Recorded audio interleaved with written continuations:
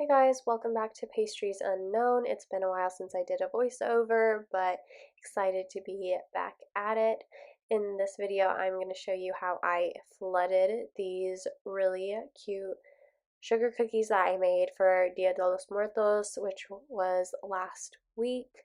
And I was really happy with how they came out, and so if you keep watching, I'll show you how I went ahead and flooded them with royal icing, which for all of you other people who have tried using royal icing, it can be really, really difficult.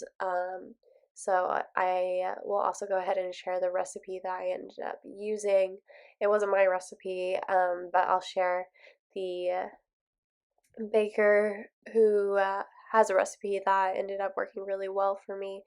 And so what I did was I just had a sugar cookie base and then flooded with royal icing and then used a American buttercream that I colored with Color Mill food colorings, and used that to frost the details for the skull and do the base decorations and all of that. And I was really happy with how they came out. And so hopefully this helps anyone else who has also struggled with royal icing before, because it can be very tough. Okay, so kind of working backwards, I'm now going to talk about how I go ahead and flood these. And so as you can see, what I do is start doing a loose tracing with the royal icing once you make it, and go ahead and trace the outline of the cookie. And I do it very loosely because, and I'll show you why later on. And so then you go ahead and fill in the inside, and it doesn't need to be overly filled. You don't have to fill all the way, because if it's the right flooding consistency, it should spread on its own. And then what I do is use the tip of the frosting bag, or you could use a toothpick or, an actual royal icing stenciling stick, and I just push the frosting towards the edges, and really gently, because you also don't want it to start seeping over the sides.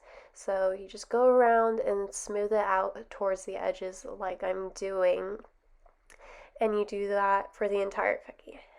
And this is why you don't want to overly fill the middle of the cookie, because then when you do this, then you'll start seeing how much it spreads, and it's going to go over the outside, which is not what we want. We want it to stop right at the edge.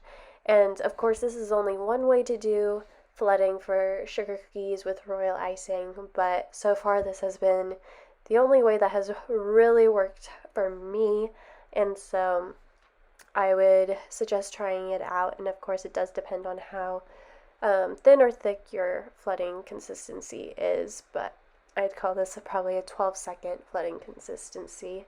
And so here I am doing it again, and you'll see I'm just filling in the middle, pushing towards the edge, push, push, push.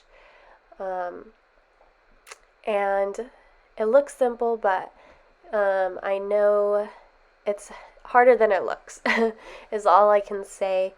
But yeah, I'd say this is probably, I don't know how many times I've tried to do flooding with royal icing, but I've tried many, many times, and this is the first time where I've actually enjoyed how it came out and actually was happy with how it came out. And again, I'll be sharing the recipe I used because I was really happy with how it was once the royal icing set, and it only took maybe like an hour for it to set, enough for me to do the decorations with the American buttercream, which was nice. And then even taste wise, it wasn't too hard. You weren't breaking your teeth when you were biting into it. It was a really nice soft consistency even after it set as well, which I was looking for. But yeah, I hope that helps, and thanks for watching.